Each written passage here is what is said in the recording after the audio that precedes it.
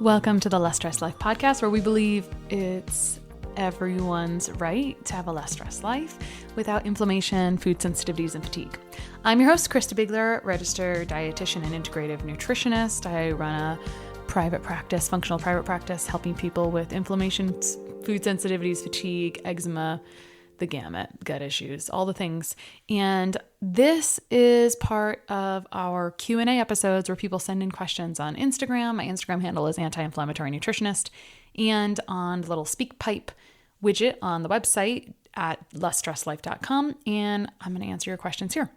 This podcast is sponsored by Rupa Health, a concierge lab service that compiles over 25 different labs into one convenient dashboard. It takes me about 30 seconds to go in, order labs, and some conventional blood labs, if ordered through the right provider, can be up to 2/3 off the direct to consumer pricing that you can get on Direct Labs and other sites like that. So for practitioners, if you haven't checked out Rupa Health, go there now, check them out, sign up for a free account, tell them I sent you, and start enjoying it.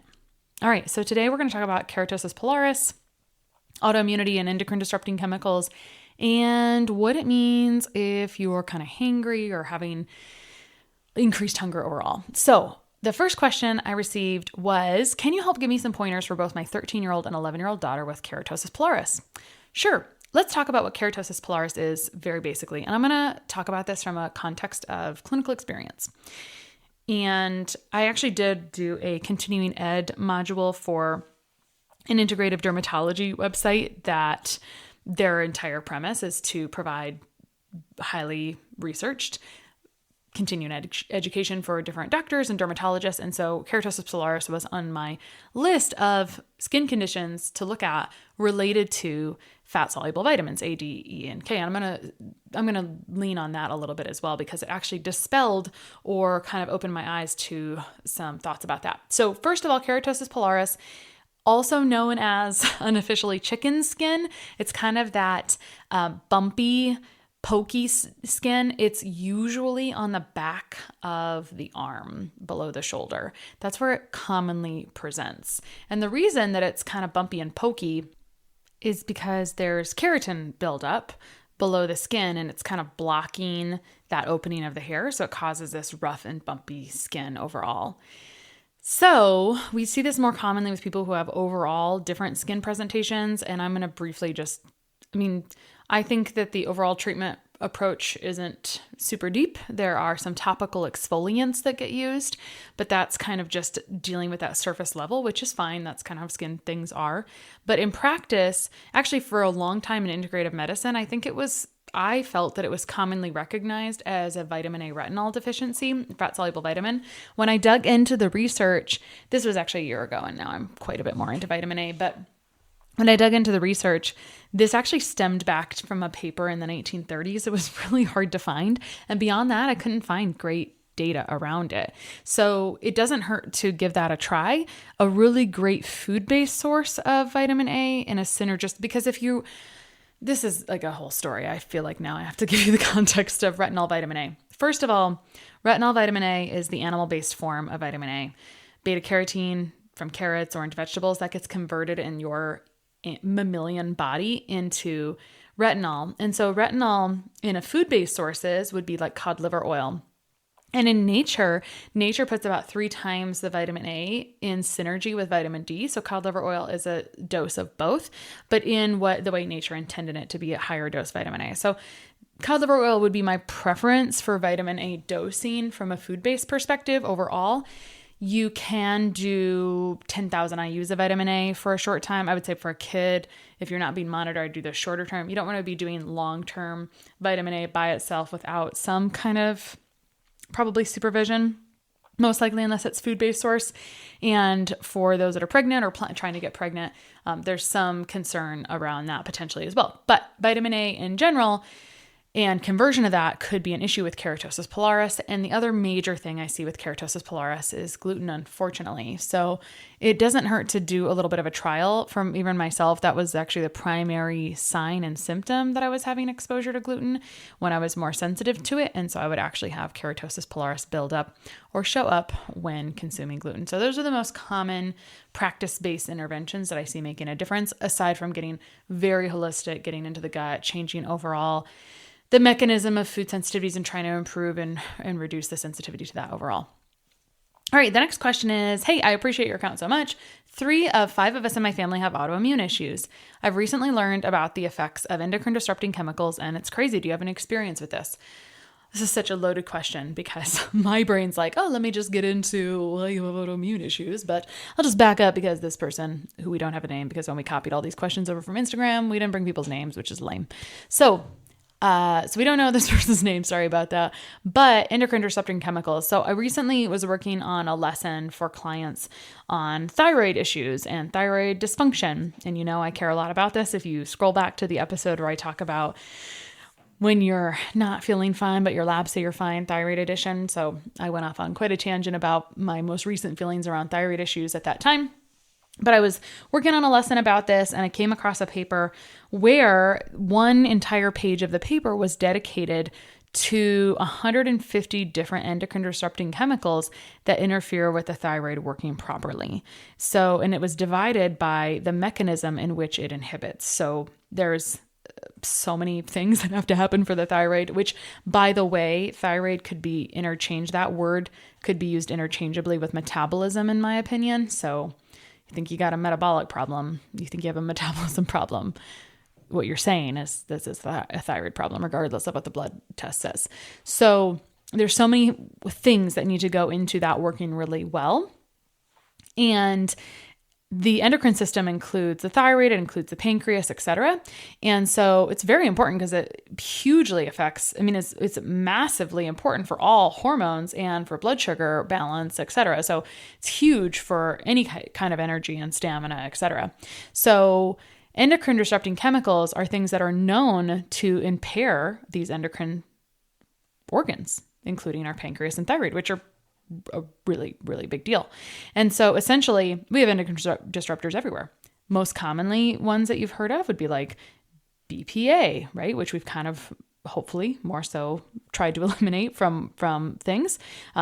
Tea bags and their little tiny plastic tea sachets, the lining of cans, the receipt paper that you get from the grocery store, just so many things. Cookware can be a source of endocrine disruptors. So it's actually really intense endocrine disruptor world. This is where people usually spend the bulk of their time learning about. There's a lot of personal care and beauty products out there that kind of have it as part of their mission to reduce the toxic burden to women and to people in general. So I always say when we're thinking about endocrine disruptors, think about what you inhale and what touches your skin the most. So you're laying in your bed, what is your detergent like?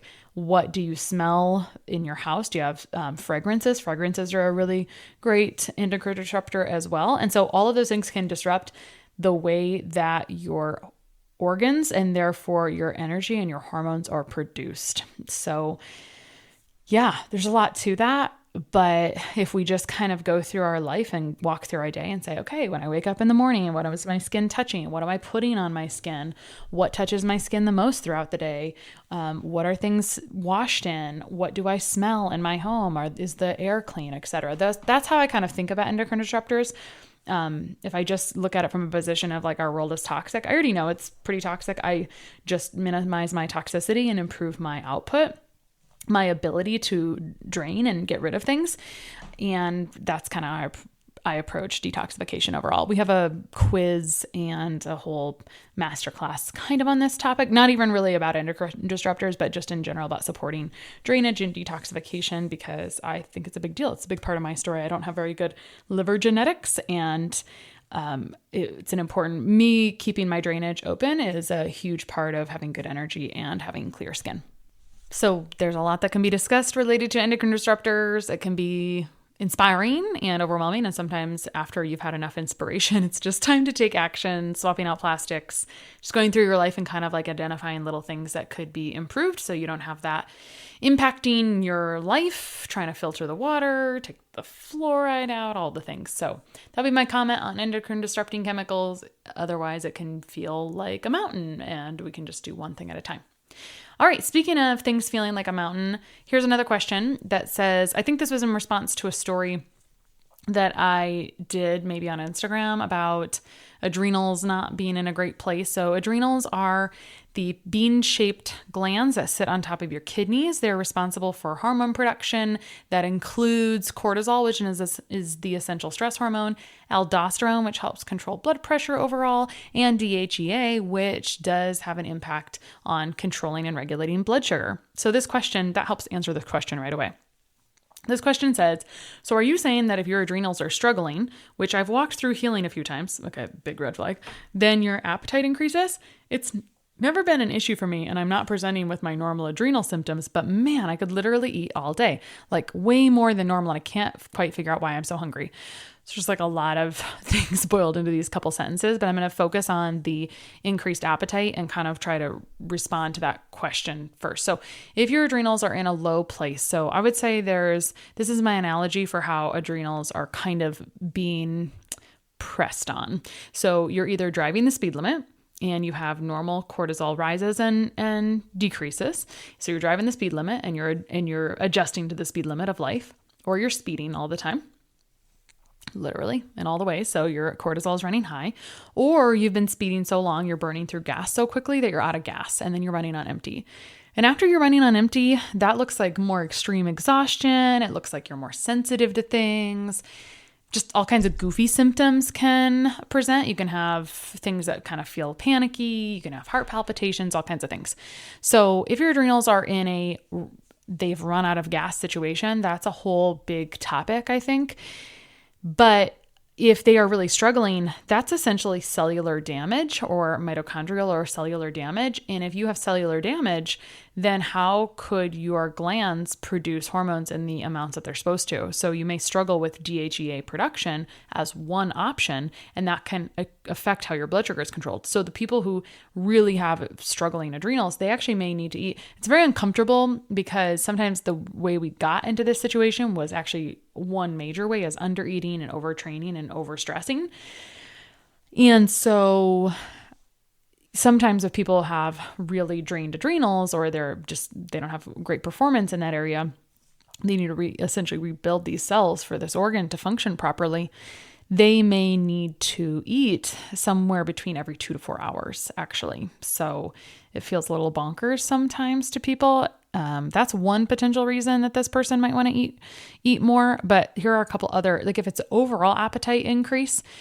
And so I'll give you some other red flags. If your overall appetite is increasing, you might look at your activity level changing. So a lot of times our activity level has increased in some capacity, and that increases our overall hunger because our need for energy increases. So one example is someone and actually changing your exercise, so moving from strength to cardio or cardio to strength, can impact how you're using fuel and nourishment, and it can actually really change as well. And you can really need more carbohydrates or something like that. And without those, you may feel like you need to sleep for an entire day, actually. One big red flag sign of adrenals not being in great shape is you do something that's like cardiovascular exercise and you feel worse or more exhausted typically.